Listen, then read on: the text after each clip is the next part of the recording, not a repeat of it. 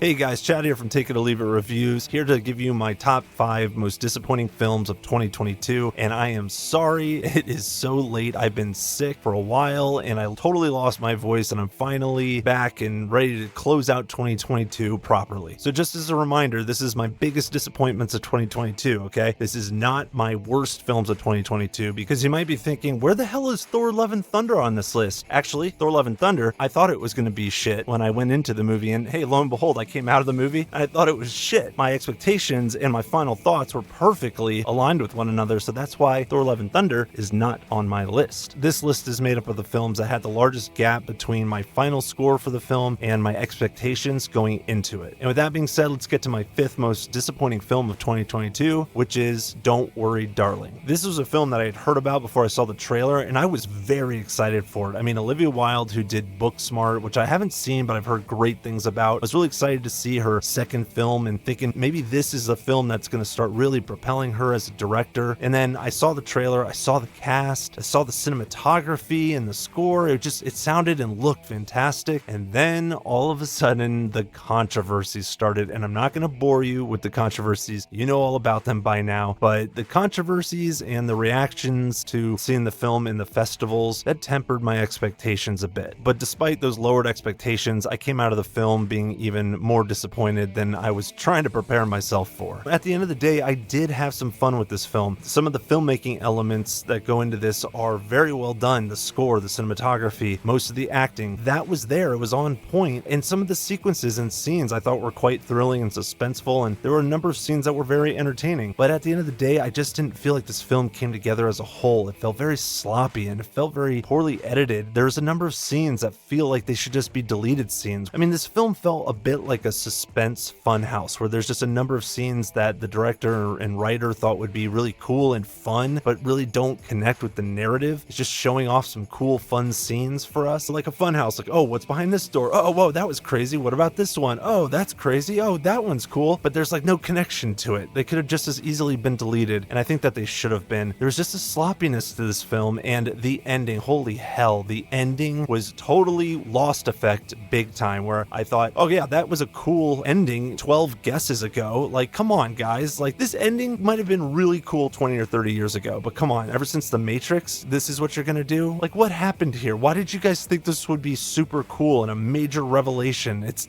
not. You should know that. If you're living in this world, you should know that this is not gonna be a really cool, mind-blowing ending. But like I said, I did still have some fun with the film, so I did go into this film thinking, I'm hoping that this is gonna be about a 7.2 for me, and I came out of the film thinking, nah, it was more like a 6.0. And my 4th most disappointing film of 2022 was Doctor Strange in the Multiverse of Madness. So initially, I was pretty excited about this film. I mean, I like Doctor Strange, I like him in the MCU, and it's called Multiverse of Madness, for God's sakes. I mean, like, me, come on, all day, every day. I love that that was the title, and I wanted everything that that title promised. But I also got the sense that this film was going to give us a better sense of where the rest of Phase 4 MCU was going to go and kind of the direction it was going to head going into Phase 5. And I didn't really get that from Shang-Chi and the Eternals, so I was excited to see this give us a better sense of where we were headed with the MCU. And then the trailer came out, and the trailer had a bit of a neutral impact on me, because on the one hand, I definitely saw some Multiverse of Madness insanity in there, but on the other hand, I kind of got the sense that some of the crazy sequences that I was watching might be a part of the same 2 to 5 minute scene, and we might not get too much else outside of that. As well as, I didn't get any sense about what the story was here. What was this movie really going to be about? So the good and the bad from the trailer kind of canceled each other out, but then I went and saw the thing, and I came out of the theater and I thought, you know what? Why was this called the Multiverse of Madness? This should have been called Doctor Strange 2 Judgment Day. I mean, come on, right? Like, that's what this movie was. It was just kind of a dumbed down MCU version of T2 Judgment Day. But to be fair, I did have some positives with it. I did like how Scarlet Witch was essentially the Terminator, or the T-1000, I should say, and she was truly like this menacing, powerful, unstoppable force that was actually genuinely scary at times, and that was pretty interesting to see. There was definitely some insane Multiverse of Madness madness stuff in the film. Not as much as I would have liked. We'll get into that in the negatives. There were some cameos that we kind of knew about, and they were cool. It was nice to see some characters either come back or some new characters for however long that we got them for, at least. And seeing dead Doctor Strange in his final form being super powerful and kind of creepy, that was pretty cool. I like seeing that. That being said, the negatives definitely outweigh the positives for me. Not unlike the last film, this film had some cool isolated elements and scenes, but as a whole, it just didn't really come together in my opinion. And for what was essentially a slasher film, I thought this movie was just way too long considering what's in this movie. And sadly enough to say, because Sam Raimi is a great director, I felt like him coming on board ended up hurting the film at the end of the day. One of my biggest complaints was just that it felt like Sam Raimi was having fun at the expense of the MCU as a franchise and having fun at the expense of the audience. This definitely had that Last Jedi effect where it felt like this director for this film just completely disregarded everything that came before it. But it also felt like Raimi was having fun at the expense of the audience. I mean, just what he did with those cameos, I don't know, it felt a bit mean-spirited and it just kind of left a bad taste in my mouth. And there are a few moments that better illustrate what I'm talking about with Raimi having fun at the expense of everybody else than the post-credit scene. I mean,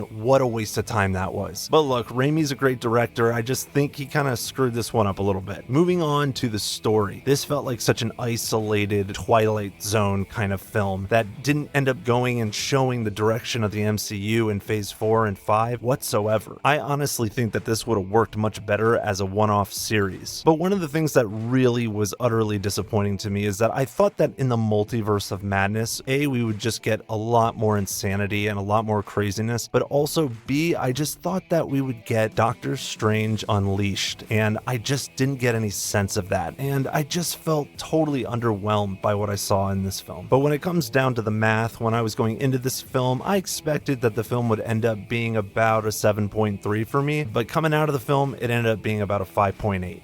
And my third most disappointing film of 2022 was Violent Night. This is one of those movies that I actually didn't know anything about until it just popped up on my YouTube recommendations page. And I saw the trailer and I was definitely excited about this with David Harbour, and just from a concept perspective, it just seemed really fun. That being said, the trailer was not an overwhelming success for me. The comedy wasn't laugh out loud funny. The action wasn't just mind-blowing action. But again, conceptually, it seemed really fun and cool, and David Harbour got me excited as well. But coming out of the film, I actually had a good time with it. It was entertaining, especially because I saw it with a big crowd and they were all into it. From an entertainment and experience perspective, it was a good time. But as a film, it really wasn't all that impressive for me, especially the comedy. Oh my god, it was very cringeworthy to me. And the action wasn't really anything to write home about. And while David Harbour does a great job and I liked exploring the backstory of his character as like a warrior, that just wasn't enough to make this a standout film. And I talk more about this in my review for the film, so go take a look at that if you want to see more details on my thoughts. But for now, going into the film, I thought it was going to be, and hoping it was going to be, about a 7.2 for me, and it ended up being about a 5.2 coming out of the theater.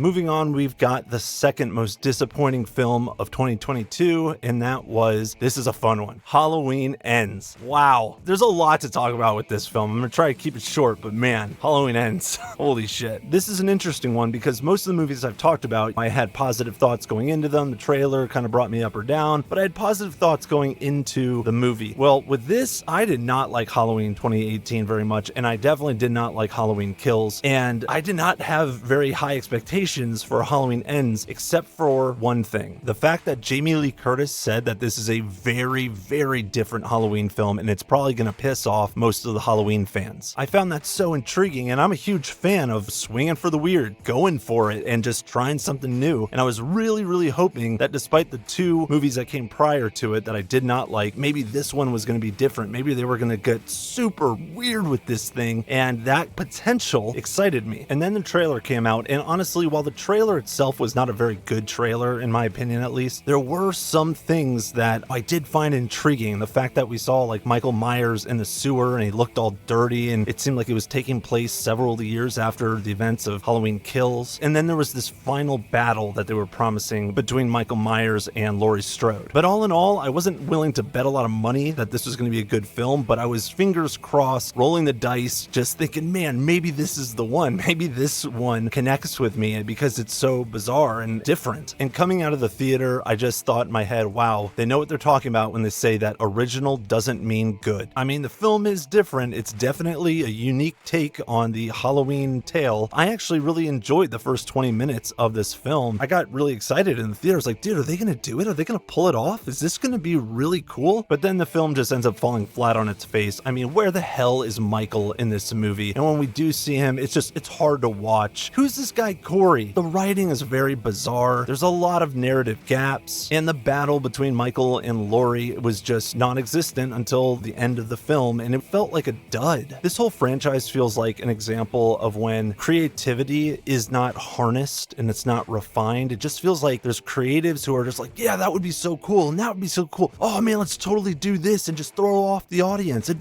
be wild. Let's throw that up against the wall and see if it sticks. It's like, guys, like, you can't just like get drunk and throw out crazy ideas. Like, you've got to refine this thing and bring it all together. All right, this is not just pure experimentation. I mean, you can do that, but I feel like this is what you get. And while I came into the film with my fingers crossed, I was hoping it would be about a 6.7 for me. When I came out of the theater, I was thinking, nah, this is more of like a 4.0.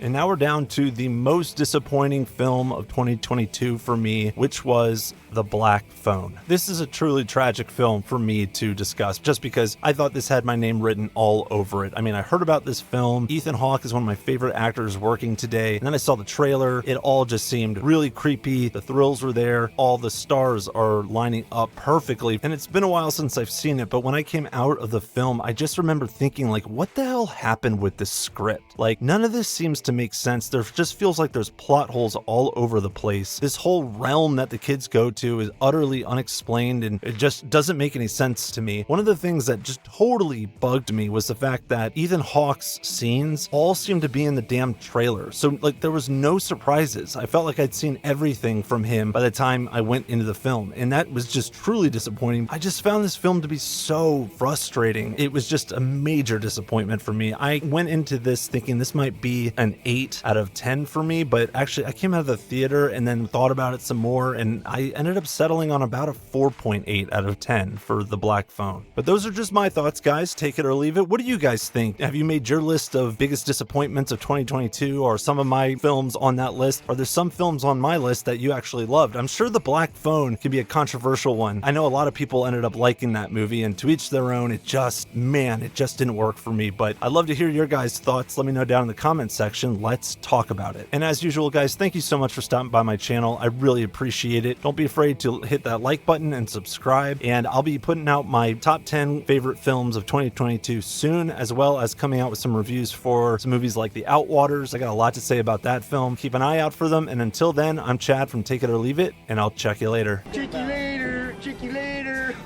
Hey man, get off my case. Man, chicks don't want to hear that shit.